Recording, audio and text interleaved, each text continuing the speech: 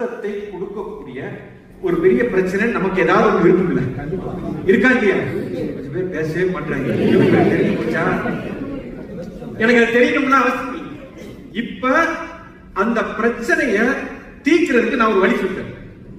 அந்த அந்த அந்த பிரச்சனையை நினைச்சாலே மனசு அப்படியே அப்படியே உங்களுக்கு மதறுது, உள்ளுக்குள்ள அப்படியே வருத்தமா இருக்கு அப்படின்னு சொல்ற மாதிரி ஏதோ ஒரு பிரச்சனை உங்களுக்கு இருக்கலாம். கரெக்டா?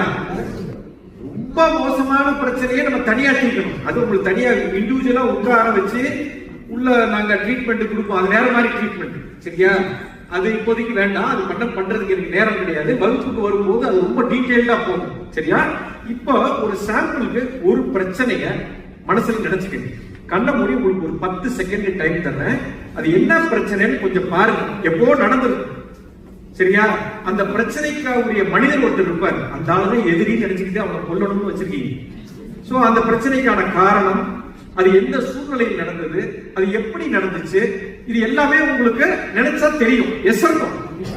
ஒரு 10 செகண்ட் டைம் தரேன். கண்ண மூடி அதை ஒரு நிமிஷம் பாருங்க. ஒரே ஒரு தரம். இது ரொம்ப உங்களுக்கு பாதிப்பு கொடுக்கும் அப்படின்னா நீங்க செய்ய வேண்டாம். ஆனா அடுத்த 10 நிமிஷத்துல இந்த பிரச்சனையில இருந்து வெளியில வர்றதுக்கான ஒரு தீர்வை நான் கொடுக்க போகிறேன். சரியா? மனசுல நினைச்சுக்கிறேன். ஒரு 10 செகண்ட் நினைக்கிறேன். கண்ணு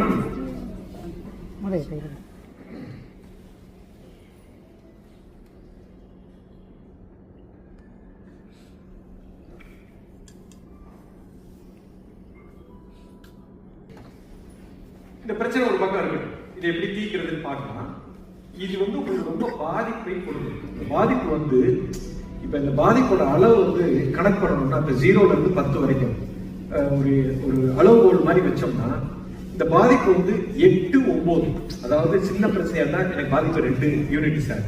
கொஞ்சம் பெரிய பிரச்சனைனா பாதிப்பு 3 பாயிண்ட் சார். இன்னும் கொஞ்சம் பெரிய பிரச்சனை 5 பாயிண்ட். நான் கேட்கறது 8, 9ல இருக்கிற பிரச்சனை. இருக்கிறதுலே ரொம்ப பாதிப்படையக்கூடிய ஒரு சம்பவம் உங்க வாழ்க்கையில நிறைய பேருக்கு நடந்தது. இதை நீங்க பார்த்தீங்க.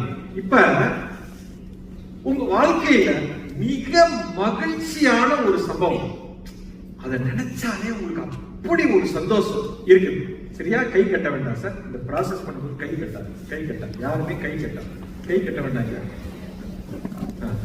கை கட்டணும். இது சூக்ஷ்மத்தன்மையில் நடக்கக்கூடிய ஒரு விஷயம். ஓகே, இது கிளாஸ்ல தான் பண்ணுவோம். ஜெனரலா இந்த மாதிரி பெரிய கிரௌடு பண்ணதில்லை. பட் நீங்க பண்ணலாம். உங்களுக்கு மிகப்பெரிய சந்தோஷத்தை கொடுக்கக்கூடிய ஒரு சம்பவம் வாழ்க்கையில் இருக்கா இல்லையா? இப்பவே நிறைய இடம் வீடு பையெல்லாம் கண்ண மூடி அந்த ஒரு சம்பவத்தை ஒரு நிமிஷம் நினைச்சு பாருங்க. ஒரு நிமிஷம் அது எதுங்கிறத பாத்துக்கங்க.